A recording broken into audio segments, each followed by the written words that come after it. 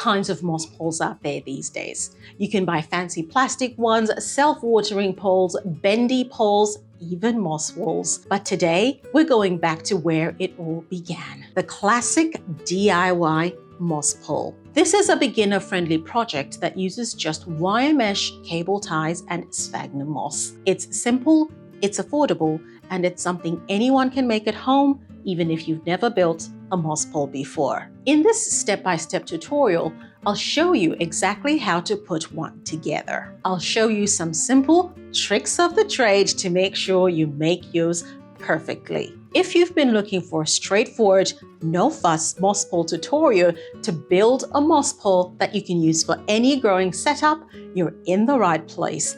Let's get into it. Here's what you'll need to make your DIY moss pole. Wire mesh. I like to use plastic covered mesh with medium-sized holes, big enough for roots to poke through, but small enough to hold the moss in place. Sphagnum moss. Soak it in water before you start so it's soft and easy to work with. Cable ties. These will hold the mesh together and help secure the moss inside. Wire cutters or strong scissors. You'll need these to cut the mesh to size. Once you've gathered everything, you're ready to start building. So let's get into it. Now that we've gathered all our tools, I'm going to show you the first step that you're going to need to take.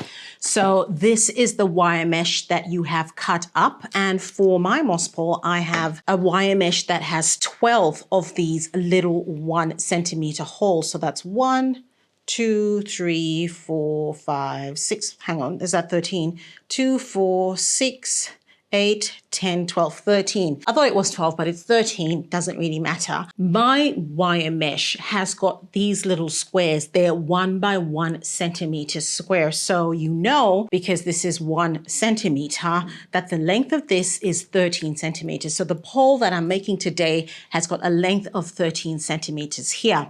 But before we run off to start putting sphagnum moss in here, the first thing you have to do is get your pot. So this is the pot that I'm going to be using to pot my plant up in. And this is really important because you need to put your wire mesh in that pot. And what that does is help you determine the point at which you stop or start putting your mesh. So for mine, my mesh is over here. So what I will do is get one of my cable ties and just put it over there. So this will be my little marker telling me that I shouldn't have sphagnum moss going on this side of my pole.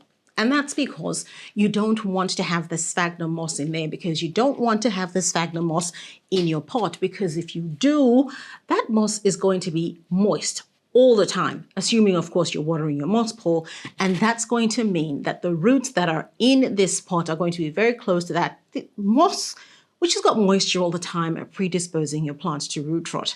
And it doesn't really matter whether you're growing your plants in soil or semi-hydroponics, the same rule applies.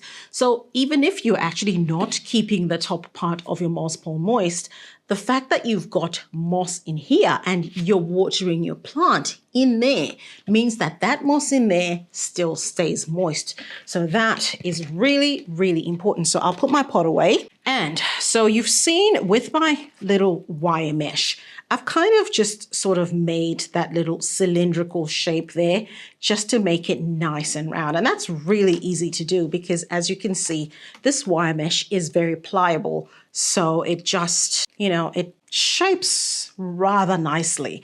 And you can be as anal about this as you like. You can get something to help you make it nice and round, a nice long bottle or something like that.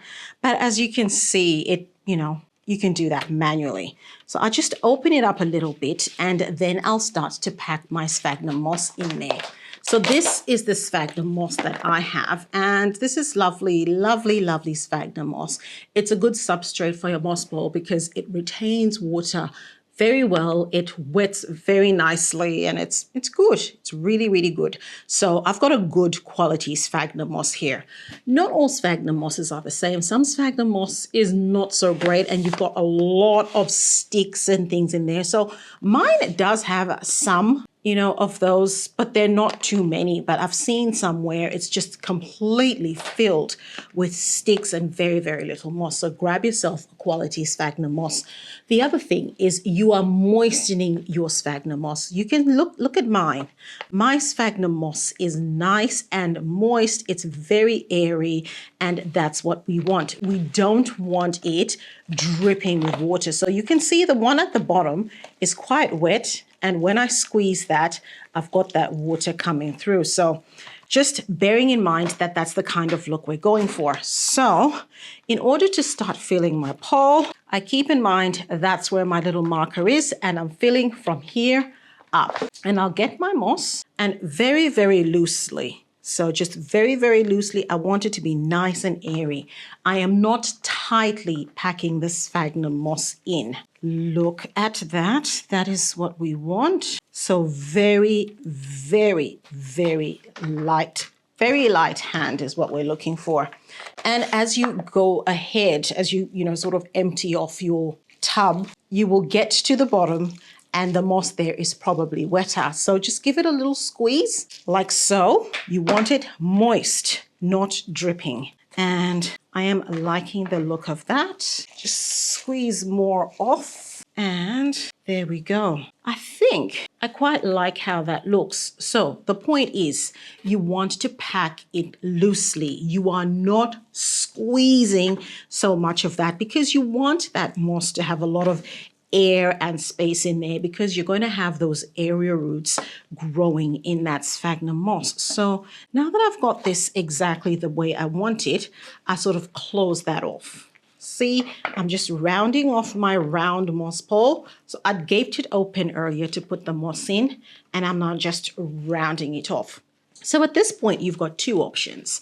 You can overlap your mesh if you want, so that you've got one hole, one of these little holes going in front of the other, or you can just have them sitting side by side. So side by side like that, and that's where you put your cable ties. So I'm going to have them side by side. And so if you're having them side by side, it means you've got the 13 centimeters going around. So I just, and there's no science to this. You can start from the bottom, you can start from the top. I like to start in the middle because it sort of just gives it a little structure, and I've got a way to work with. And just tuck them in really, really nicely. And then really just put cable ties, maybe every 5th or 6th box. It's entirely up to you. It's entirely how you feel and how you want your pole to be secure. But generally, you don't need to have so many of those cable ties. So see, I've got 3 and already my moss pole is looking the business. So, and I don't like going from top to bottom or, from side. I like to just sort of go where I feel and not have a specific pattern. So this is the most basic kind of moss pole that you can make. You can make all sorts of different kinds of moss poles, and I have made all sorts of different types of moss poles myself. You can make a moss pole that has got sphagnum moss mixed in with a different kind of substrate like tree fern fiber. You can even have cocoa chips in your moss pole. There's all sorts of things that people do with a moss pole. The varieties of moss pole you can make are as wide as your imagination is, honestly. And that's why I like to make my own moss poles, because you can custom make it to whatever it is you're trying to do. So let's see, where are we now? And as you can see, that is my moss pole there, looking really, really lovely. Now I'm just gonna finish that off because I've still got this part of the pole to finish off nicely. So that's my moss pole all done, and that's my little marker where I know my pot is going to sit. So before I go to the next phase, I'll just gather all the moss that's sort of fallen by the wayside, and I'll put that back because you can use that. There's no need to get rid of that. That is a very viable moss. Put that in my little tub, and we are away. So now that I've got my cable ties all tied up, I'm just going to get rid of these little spiky redundant bits. We don't need those at all. So making sure that they're tightened exactly the way I want them. Just, use my wire cutters. You can use a pair of scissors, whatever cutting implement you've got to get rid of that. And there we go.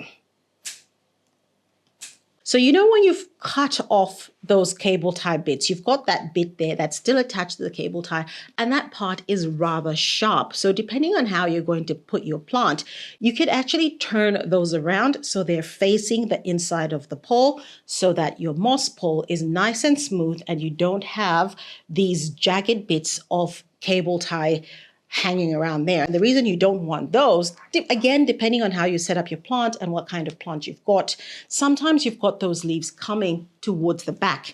And because these are sharp, they actually end up damaging the leaf system. These are a little bit more resistant and are not turning for me, which is rather embarrassing because I'm trying to make a video and they're being very difficult. There we go. This one turned. So you might need to give it a few tries. So these ones, see, that one turned for me nicely. So yeah, there we go.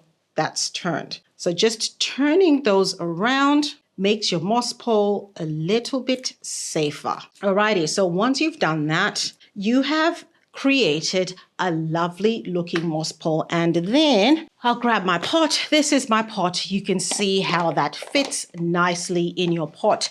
And that is a moss pole that will be amazing with your plants. There you go, folks. This is a very simple way of making a very simple moss pole. Now, as most of you know, the problem with having a moss pole is keeping the moss pole moist.